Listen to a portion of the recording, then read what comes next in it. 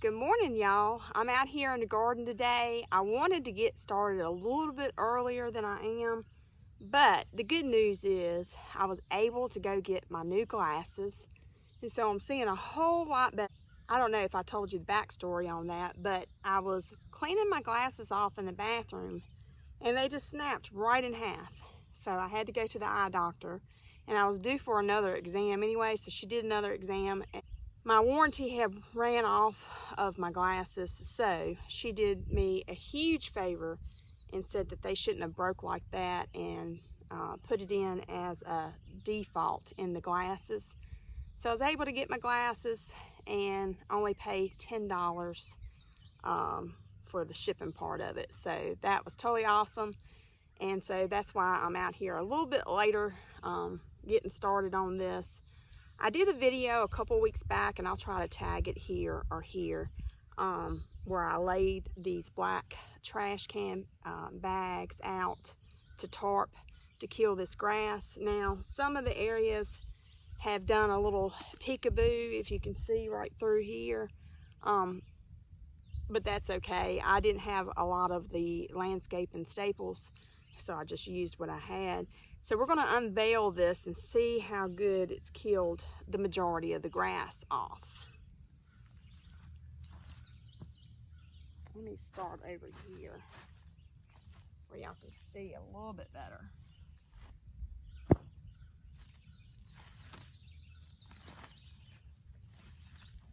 I'm going to pull this one up.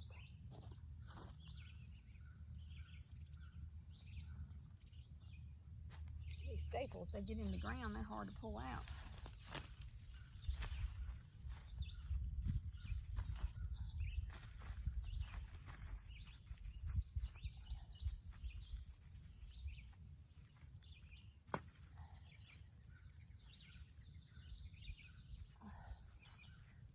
Something to pry that one up.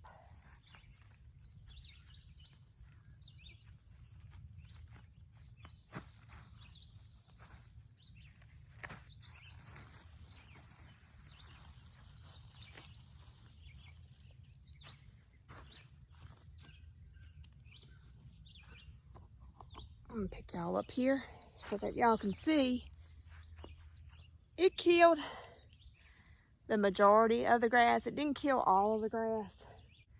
It's enough to where it's done killed it off to where I can start this in-ground garden.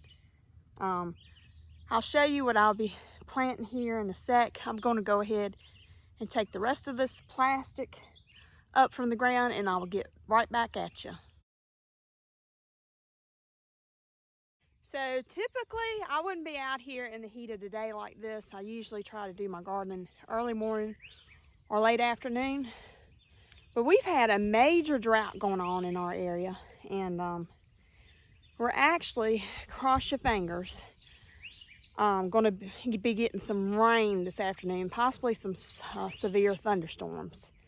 So even though the grass is not completely dead, by the time I put my topsoil on and my compost and manure on top, and then I'm going to mulch around it with some mulch, it'll kill it off.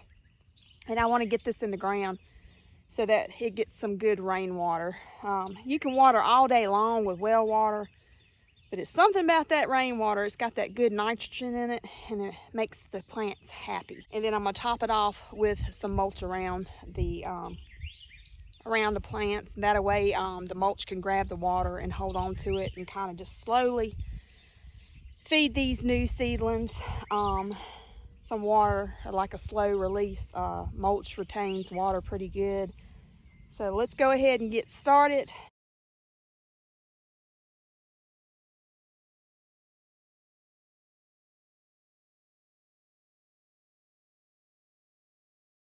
Now that I got the topsoil laid out, looks like I don't have enough. So I'm just gonna have to try to make do and make it work. This is leftover bags that I had when I overestimated what the raised beds were going to need in them. And so we're just going to try to make it work, and I'm going to go ahead and rake this out. Normally when I do dirty work in the garden, messing with the soil and everything, I just put on some clothes that I don't care that get messed up. So anytime you're doing any kind of gardening like that, where you're messing with a bunch of dirt or you know you're gonna get dirty, just wear your scrunchies, as I call it, so you don't get your nice stuff messed up.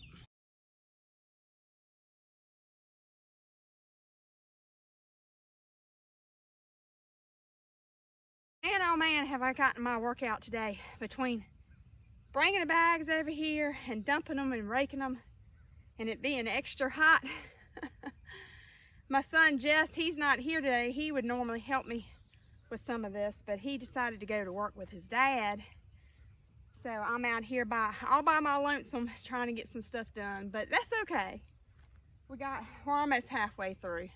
So as you can tell, it was enough to kind of spread to put a little bit of a topping. I probably would have preferred a little bit more, but the advantage with this is it's a in-ground garden. So you have the soil beneath. I did an in-ground garden last year, but this side of it was not done. So this is kind of like an experimental bed. And also I needed to have somewhere to put the things that are going to be sprawling all over the place.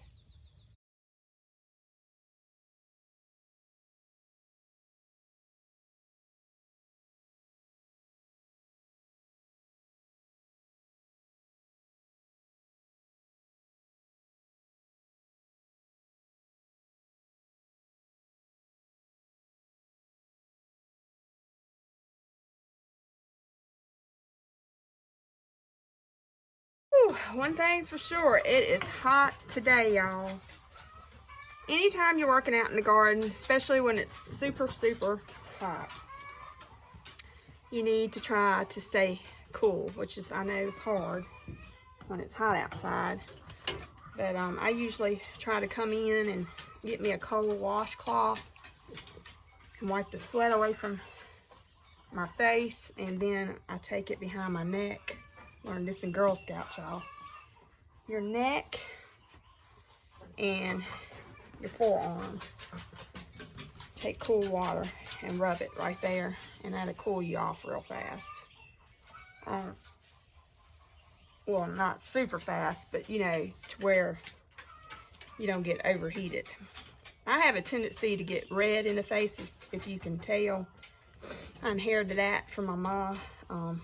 Only thing is she don't sweat, and so we call it the tomato face. And I get red in the face, but I sweat. So it's just, this is my norm, my typical. So don't worry about me that I'm getting overheated, because I just get red when I get hot naturally. So I figured, since I was up here taking a water break and washing off with some cool water. Nothing like some cold ice water. I'm going to show you what I'm going to be planting. I planted these last year, and I was so upset, because when they started coming and getting the right nice size, somebody come out and was eating the rind off of it all the way down to the white fleshy part and then leaving it. So we didn't get any of these last year, so I'm hoping, since I got a better fence up this year, that we might be able to taste what these taste like. I got some Sugar Baby watermelons. And they're not your typical big size. They're more rounded, about that big. Kind of more or less like a personal size. And they're supposed to be very sweet. Next one we're going to do is these Pumpkin Big Macs. Look at them beauties. I love the coloration on this pack. If they're anywhere near this coloration, they're going to be some beautiful pumpkins. I can use those for pies, jack-o'-lanterns, whatever. And then I'm going to do some of these baby bear ones. These would be some good size to cut up and freeze and like have like a side vegetable My mom gave me these for Christmas. So I'm going to try those out. I'm going to do your winter spaghetti squash. Love this stuff. It is so good. Sometimes I will cook these and substitute them for spaghetti noodles. And then I'm going to do your typical jack-o'-lantern, the big pumpkins. So now y'all see why I wanted to do an in-ground garden, because all of this stuff is viney. It sprawls all over the place, and a lot of this stuff is heavy. So I could possibly get away with trellising like the smaller ones, like the Baby Bear and maybe the Sugar Baby watermelons, but it's just so much weight to have to get something up underneath it and pin it up to the trellis to keep it from falling off before it ripens. So we're gonna do these in the ground. So I'm gonna go back down there now that I got my topsoil spread and I've got my cow manure and mulch spread. Plant these bad boys in the ground and just see what happens. Like I said, I didn't have a whole lot of the bags left over from my raised beds, but that's okay because it's an in-ground garden. It's kind of going to be a little bit experimental, and we'll see how it goes. And I'm going to top it off around the seedlings. I'm going to put the mulch that I got from the city. So y'all have a fabulous day. Get into your garden and start working.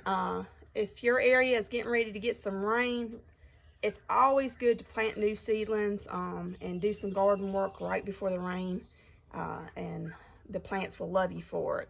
So hit the subscribe button if you like what you see.